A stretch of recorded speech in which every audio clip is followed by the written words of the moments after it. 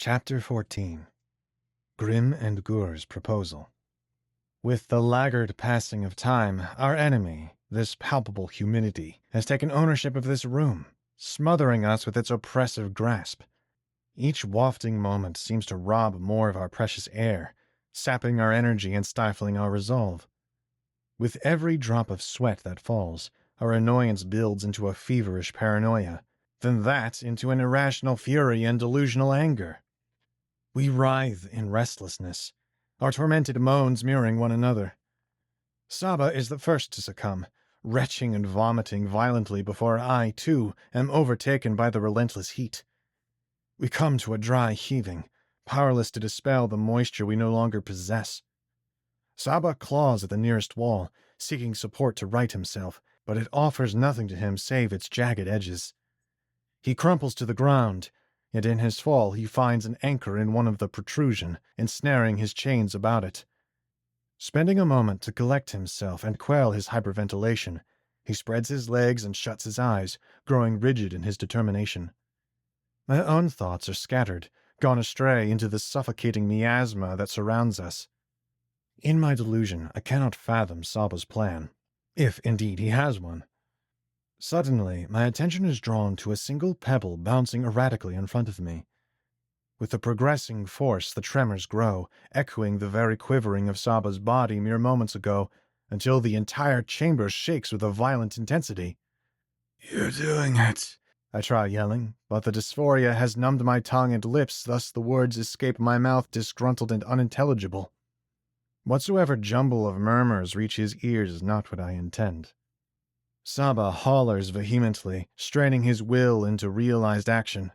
His panic, pride, and rage reverse the sterilization of his powers. That, or the toxin was flushed out by way of sweat and barf. He vibrates his shackles to dust, then forms a hole where the doorway was previously. His arms go loose when the sight outside is introduced to him. I cannot see from where I am, so I force myself back up and I dodder to his side. Before us is a vast spiraling space. Every color I've ever seen, and many more that I have not, mix perfectly into one another, spilling in an absolute dynamic symmetry. It is almost too much to behold. We are inside of a rock, suspended in a dimension separate from what we know as reality. There seems to be no oxygen outside, and yet a welcoming breeze greets us as the stale air from inside is let out and replaced by it.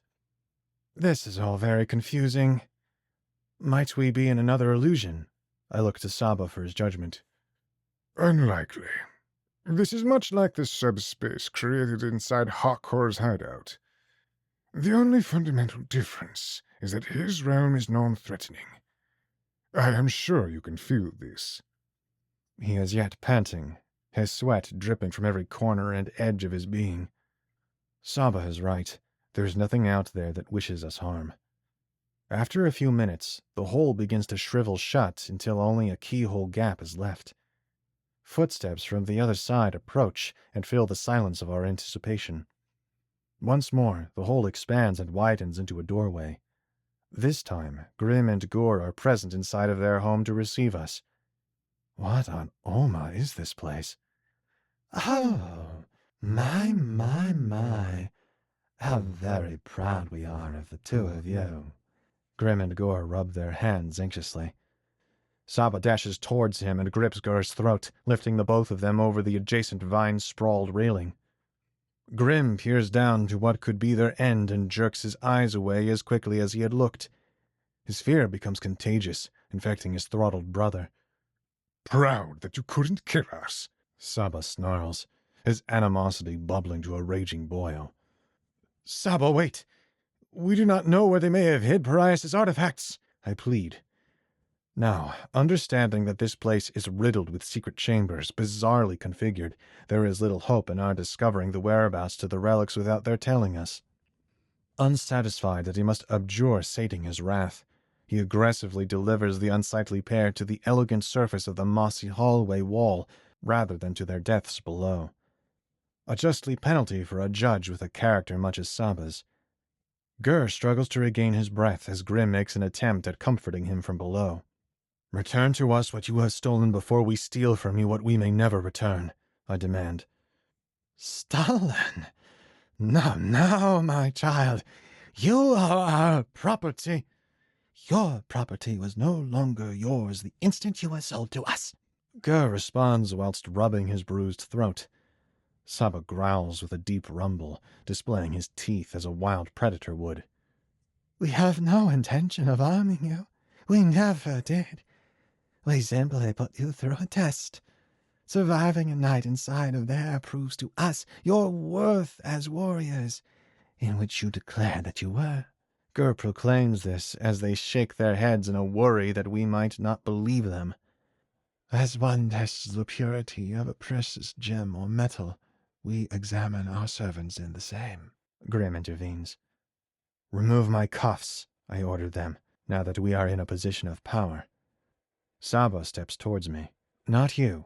Inhibitors can only be unfastened by the one, or ones in this case, that activated them. Smart wolf, yes, yes. Allow us to make a proposal before we do thus. May you be so kind as to lend your ear, as we did when purchasing you. They shake and fidget. I cannot rectify my mistakes. Thus I will avoid, as best I can, making new ones. In order to one day unify our kinds, it is crucial that I show tolerance for the Tomas. For now, this ought to apply even to the ones that made no intention in showing me any. However, this is not the dilemma here. Grim and Gur did demonstrate a degree of tolerance, albeit for personal gain, but they did so nonetheless. As much as I'd like to crush them right here and now, I shall not. Speak, I say. Saba turns to me in his consternation. He did not expect for me to allow them this much after what they had put us through. Kishnu. Kara. Grim utters in contempt the prior, Gur the latter. They bring much business, but lately they do not allow us to trade with others, and there is no haggling with them. We might as well gift our entire palace to them if this continues. They shake their scrawny fists. So, you'd like for us to handle some bullies? Is that all? Saba chuckles. Yes, do this for us, and we will reward you with enough toros and luck to encompass your journey, wheresoever it may take you. Also, we'll gladly return the artifacts, as you term them. Something tells me they are sincere, at least in their proposal, if not in anything else. Keep your coin. We shall not need it where we are going, and it will only serve in attracting unwanted eyes and in weighing us down. Give us the other half of our incentive, for the Omanu utilizes them in battle. Saba rebukes. Oh, fascinating. They begin debating with one another, whispering in secret. Neither of you seem all too interested in our currency. Who's to say that you'll ever hold up your end of the agreement? Only Grim speaks this. Gur looks away from us as though this rebuttal were his idea, but that he'd rather avoid being choked again than to reveal thus. I'll go alone. Saba can be collateral as long as he is fine with it. With the artifacts, I am certain I can handle the duo. This time, they will not have the advantage of an ambush, I declare. Well then, show me to my new room, and it's better have a window. Saba confirms my plan of action with a surprising willingness. All right, then. Now, remove these cuffs so that my may replenish itself. The twins screech in excitement and initiate carrying out our orders. They unshackle me, removing both the and physical cuffs. Then they scurry to and fro the many rooms of this hallway, collecting my belongings. I turn to Saba to better read his stance on everything. They cannot harm me now. The venom has made its course through my system already. I was not fully present in our last encounter with them. So deliver my deepest condolences to those Ziathori scum in the same manner that you believe I would. He raises a clenched fist in what I believe is a gesture of faith that I will realize his request. Agree 'tis with our wolf salute. Omani, here. Grim and Gur shove the artifacts into my gut. And this, a horn to summon a Futora, the finest method of air travel. Both of their eyes are wide open, anticipating my reaction. Right. Thank you. I am bland with my tone, leashing my eagerness. You'll likely be the first Omani to ever fly on the back of one, you know, the twins proclaim.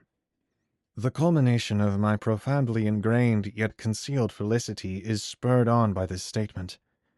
I graciously receive the horn, coupled with a satchel containing an assortment of provisions to aid in my travels. The merchants possess a multitude of valuable wares, and it is my intention to seek out a suitable armor befitting of a Tamas warrior once I have completed their quest. My oscillating yearning to reconcile the gap between our cultures need be apparent. And whilst the Omani may perceive me as a defector now, I am confident that once I have coalesced our race with the Tamas, by means yet unknown to me, they will realize the sincerity of my intentions. This is a sort of insurance that if my blurred aim proves a ridiculous one, my ilk will refrain from punishing me too harshly. It ought to be known that I mean well. Truly. Saba, refrain from killing them in my absence. You are now a willing captive, and I have a request to make of them when our agreement concludes. I maintain a steady gaze with him, emphasizing the sincerity of my words. He agrees with a nod. The twins take action of the method by which they'll secure his custody and their own protection. A golem, coated in moss and draped in vines, emerges from the end of the corridor by the summoning of Grim and Gur's dual claps. Golems hail from Oma's mountain regions, and generally tend to keep to themselves, for they are shy creatures.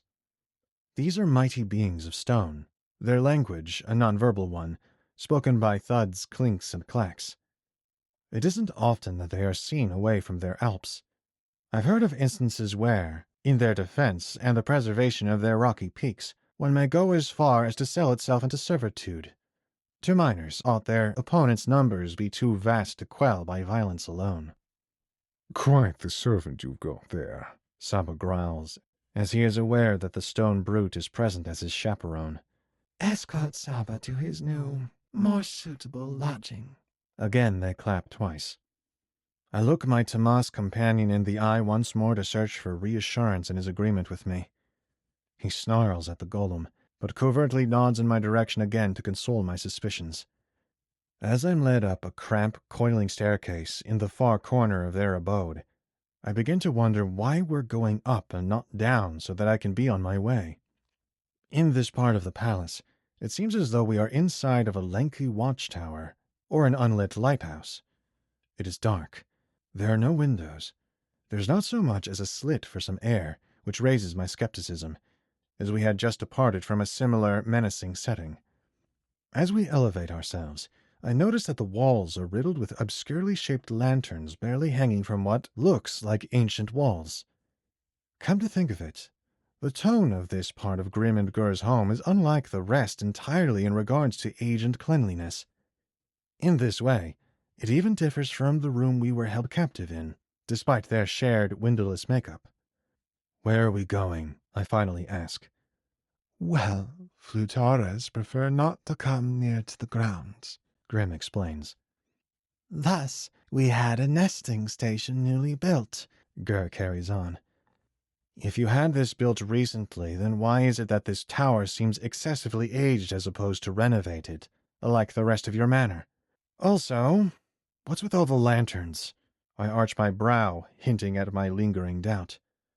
Don't you know, Omani?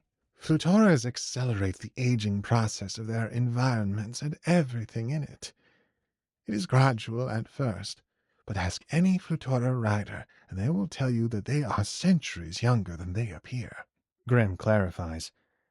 As far as the lanterns are concerned, they, too, are victims to the time-leeching phenomenon. Thus, naturally, we have new lanterns installed frequently. We just never bother disposing of the old ones properly. Grim further explains whilst Gur confirms in his briskly nodding. What of the tower itself? I ask. It is replaced in its entirety every year. We're a couple of weeks behind this time around, but it ought to hold up just fine, Grim exclaims. They both guffaw and nearly fall over, drunk from their laughter. Amongst the chatter and commotion, I barely notice that we have reached the conclusion of our climb. Grim and Gore look back at me one last time before they swing the rusted and archaic door wide open. After you, O Mani. What seemed like a short 20-minute ascension somehow situated us above the clouds. The horizon blushes, and saw but winks in the distance as giant puffs of moisture float past its spectacular gaze. This palace harbors a multitude of enchanting enigmas, for we ought not to have risen so far within such a brief endeavor. Well? Gur looks up at me. Well, what? I inquire. Blow the horn! Signal the Frutora! Call her forth! They shout, speaking both with boisterous words and flailing arms.